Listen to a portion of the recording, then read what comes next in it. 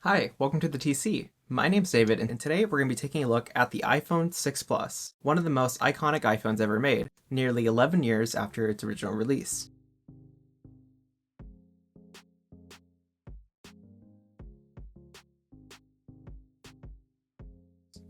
Released in 2014, the iPhone 6 Plus was Apple's first big screen iPhone, and it influenced the iPhone's design for nearly a decade. But how does it hold up in 2025? Well, let's dive in. The iPhone 6 Plus was Apple's first attempt at a large screen phone, also known as a phablet.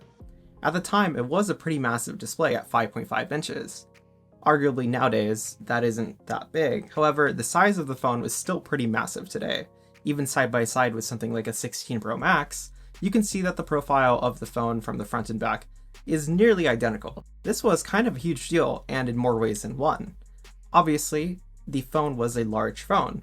However, because it is so thin and made of full aluminum on the back versus having glass inserts such as like the 5S and 5 had, it does mean that this phone is pretty light. And holding it today, honestly, I think that this is probably much lighter than what we have with our current max size iPhones. So considering the design of the iPhone 6 Plus and the 6 series as a whole, we no longer had the glass inserts on the top and bottom of the phone. Instead, the back of the phone is a full aluminum design. And this was also the first time that Apple had gone towards a more rounded design since the 3GS. The corners of the phone are rounded off, obviously, and they do have a very nice feel in the hand because of those round corners. Holding this phone in your hand is not fatiguing at all. There isn't really any sharp corners on the phone at all, and this is a complete stark difference to what we have today. Obviously, this was a pretty big change to the iPhone design at the time, and reflecting that change also brought on a couple of issues. Arguably one of the most famous issues for the 6 Plus series was bendgate. Because the phone is so thin, people were experiencing the phones bending in their pockets. Obviously, I feel like this problem might have been more sensationalized than it actually was, because in most people's experience, they didn't really bend their phone unless they were using it without a case and had the phone in their back pocket. But for the majority of people, they keep it in their front pocket, so it wasn't really an issue in my opinion. Did you guys have a bent iPhone 6 Plus? I would love to hear about that in the comments down below. This was also the first time that we had a camera bump on the back. And yeah, looking at this camera bump, it's definitely a lot smaller than what we have today. It's almost crazy to think that the technological advancements that we have on today's phone cameras warranted a huge camera bump, but back when this one came out, this was a large camera bump. And now, yeah, I mean, I feel like the camera on this is basically the size of the flash on our new iPhone. It's just crazy to think about. The iPhone 6 Plus was also the first iPhone to have optical image stabilization. This meant that the lens elements in the lens of the camera of the iPhone would actually move to compensate for shake. Obviously, that's similar to like what we have on a camera lens with OIS. However, it's on a much smaller scale. The only problem with OIS on the phone though is that it unfortunately does not work in video mode. It's only on photos. It wouldn't be until the 6S Plus that OIS would also work on video. So, fun fact. Most arguably though, the iPhone 6 Plus also forced the market towards larger phones. Samsung was already, in that lead with phones like the S3 and the S2 beginning towards that larger phone trend and eventually the Note. And if you want to talk really big, of course there's also the Mega. However, the iPhone popularized the larger phablet style phones just because, well, it was an iPhone. Of course, I would honestly give credit towards Samsung though for starting to push towards larger size phones.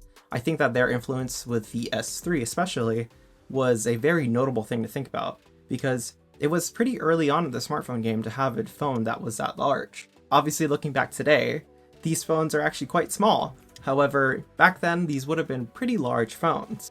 I think that just having the iPhone in that lineup though definitely helped popularize the larger phone style. It's honestly kind of crazy to think that a phone of this caliber existed back in 2014. Looking back, the iPhone 6 Plus definitely influenced a lot of the design elements that we saw in future iPhones over time. Think about the iPhone 6S, the 7, the 8, the SE2, and the SE3. The iPhone 6 series definitely had a huge influence on the way that iPhones looked. It's no argument, honestly, that this iPhone was impressive for its time. And looking back today, it's kind of impressive to think that in 2014, a phone design would be influencing iPhones for nearly a decade. Another thing to think about too with the iPhone 6 Plus was because it was a full aluminum design, it did have a tendency to be quite slippery. People aren't used to the phones that were this large back then, and having a fully aluminum phone with smooth edges definitely meant that people were dropping these a lot more often than you'd see with something like the 5S, which was a significantly smaller phone. Obviously, I feel like we've learned today to kind of have the feel of a larger phone in the hand, so yeah, that's not as prevalent. However, I think that despite the issues that the iPhone 6 Plus had with the bend gate and the slipperiness, that the design of the iPhone 6 Plus is honestly pretty great.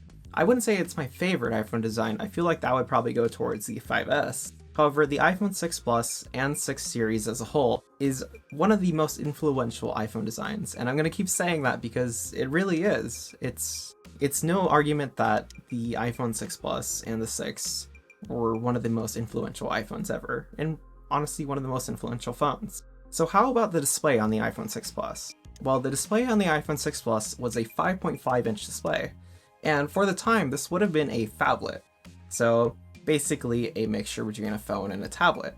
Apple definitely took advantage of that display though, by introducing a landscape mode for the iPhone, similar to like what they had in the iPad. It is kind of a disappointment that today this no longer exists even with the Pro Max iPhones. I really feel like Apple could bring that back, but we'll see if that ever happens. It was also dubbed the Retina HD display, and the reason why it had this name is because it was a 1080p display. This was the sharpest display that Apple had put on a smartphone at the time. It is an LCD display, so you can't really expect to have really deep blacks. However, I think that it is pretty reasonably sharp. It had a 401 pixels per inch density, and looking at it today, unless you're like staring really close at the phone, it's very clear. So I don't think that was ever really a problem. Obviously, if you're going to compare it to a smartphone today, smartphones today have OLED displays and they're sharper and bigger, and they take more advantage of the entire front of the display. So obviously this isn't a contest. However, I do think that the iPhone 6 Plus did have a really good display for its time. Another thing to think about too is that even though it does have these pretty chunky bezels, it did allow for a very comfortable place to rest your fingers when you're playing a video or playing a game. Also, the color of the bezels might have changed depending on what color iPhone that you chose. If you had the Space Gray version like I have here, you did have black bezels. And if you had the silver or the gold option, then you would have white bezels. Performance-wise, the iPhone 6 Plus has the A8, and the A8 chip was paired with 1GB of RAM. Obviously, this isn't a powerhouse, and especially today, you're not going to be doing like AAA games and 4K video editing. However, for the time, it was a reasonably fast chip. The only problem is that the previous iPhone, the iPhone 5S, had the A7 chip, and the A7 chip was the first 64-bit ARM processor that Apple had ever created, so the A8 definitely didn't have to have a huge performance gain over the A7.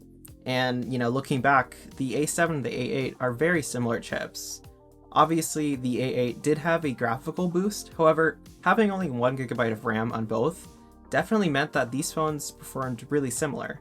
And you have to also consider that the screen resolution of the iPhone 6 was higher than something like the 5S. So, in a way, that graphical boost definitely went towards powering these higher resolution displays. Day-to-day usage between the 6 and 5S, honestly, you wouldn't see that big of a difference, unless you're talking about battery life, of course. Yeah, you'll see that the similarities don't end there because both of these phones, the 5S and the 6 series, ended software support at iOS 12, and this wasn't a coincidence. Both phones performed really similarly, and they both had 1GB of RAM, so it made it harder for them to run newer iOS versions like iOS 13 and so on. I do think that it was a smart move from Apple to have these phones stop at iOS 12, since iOS 12 did fix a lot of the performance issues that phones like this had. However, it is a bit disappointing to consider that, even if you bought a phone that was a year newer, you still got the same software support as the phone that came before it. So there was other variations of the A8 chip, such as the A8X that's found in the iPad Air 2. I do have a video on that if you ever want to check it out. The A8X was basically a triple core version of the dual core A8 that was in the iPhone, and it also had double the GPU cores. This meant that it was a pretty powerful chip in comparison to the A8, and as a result that did mean that the iPad Air 2 with the A8X and 2GB of RAM did receive software support all the way up to iOS 15. So, obviously, you can tell that the RAM was a pretty huge bottleneck for the iPhone 6. Being stuck on iOS 12, although not a bad thing for this phone, also does mean that software support on apps isn't really there. You can download older versions of some apps, however, some apps just straight up don't even work, such as the YouTube app for instance. That doesn't mean that you can't watch things like YouTube on this phone though, it just means that you have to use a browser like Safari. But for future app support, it does leave the question as to whether this phone will have any apps that actually still work with it. Arguably, the iPhone 6s brought on some really amazing changes towards the performance of the phone, and as a result, we did see that giving the 6s quite a bit more software support over the 6. And yeah, that phone, I think it ended support with iOS 15 as well. That phone did have the A9 as well as 2GB of RAM, so maybe that was the difference it needed. So how about the camera on the iPhone 6 Plus? Well, the camera on the iPhone 6 Plus was honestly a pretty big upgrade, I would say, over the 5S, because we did get the inclusion of 100% focus pixels as well as OIS. And OIS definitely helped with the longer exposures, trying to get better photos in low light. And yeah, just honestly, this camera, I'm very nostalgic towards it because I was using this phone during high school, and I did capture a lot of photos and videos with this camera. So yeah, honestly, maybe I'll just let the photos speak for themselves.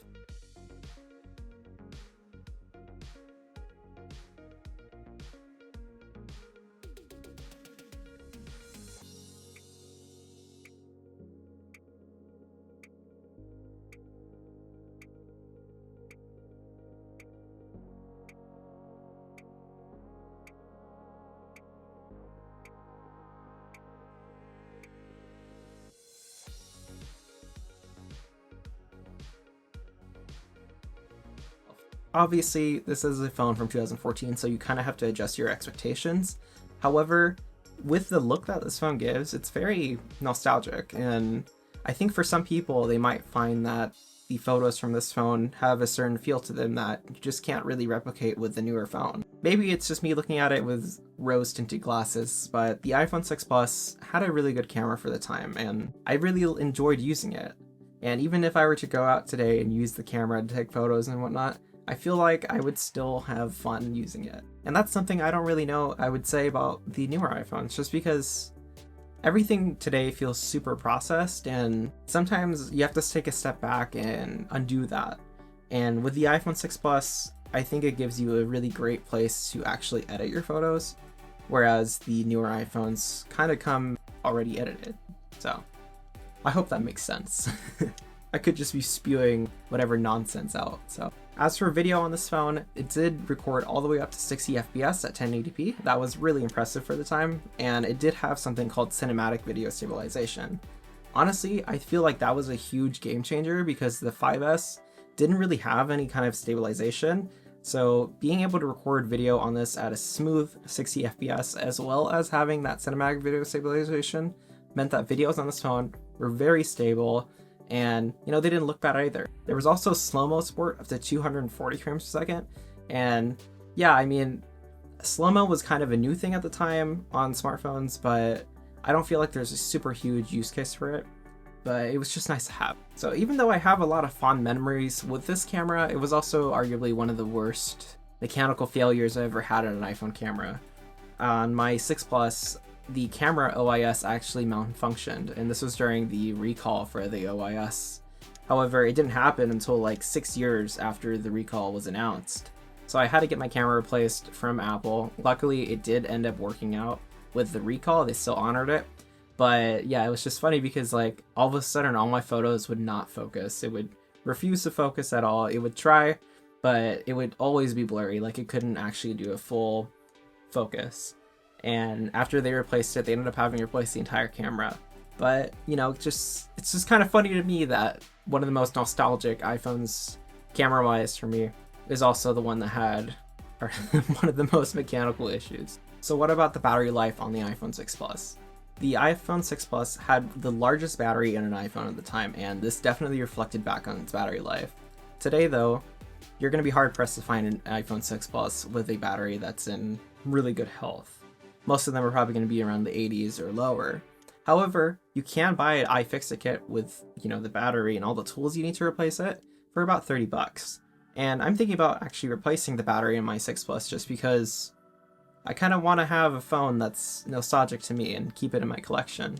With a replaced battery though, you can't expect much longer battery life and actually better performance. I don't know if you guys remember the whole throttle problem that Apple had where they were throttling people's iPhones because of the battery health degradation, and then they had a whole like program where you get your battery swap for like 30 bucks. I did actually have that done to my white iPhone 6 Plus. However, back in like 2022, I noticed it actually swelled, so I had to open it up and relieve the pressure. And now it's like in a fireproof container, and yeah. Also to consider, the iPhone 6 Plus had a lightning connector on the bottom. Of course, lightning was fairly new at the time still, but yeah, I feel like having the lightning connector makes it pretty easy for anyone who's looking at an iPhone 6 Plus or an iPhone 6 or already has one and they want to kind of relive their memories. Obviously, most people are going to have a lightning cord to be able to charge this device, so it's not a problem. So what's the legacy of the iPhone 6 Plus? It changed Apple's approach to smartphones and proved that larger phones were the future. But in 2025, it's mostly a nostalgic piece of tech. Obviously, I can't imagine most people are going to be using an iPhone 6 or 6 Plus today as their main phone. However, looking back at the iPhone 6 Plus, even with all the problems that it did have, I do think that being that it was the first large iPhone, it did have a huge influence on future iPhones going forward, and the smartphone industry as a whole. So how many of you used an iPhone 6 Plus? I'm interested to know in the comments down below. If you guys enjoyed the video, don't forget to like and subscribe to see more content just like this. Thanks for watching, and I'll see you in the next one.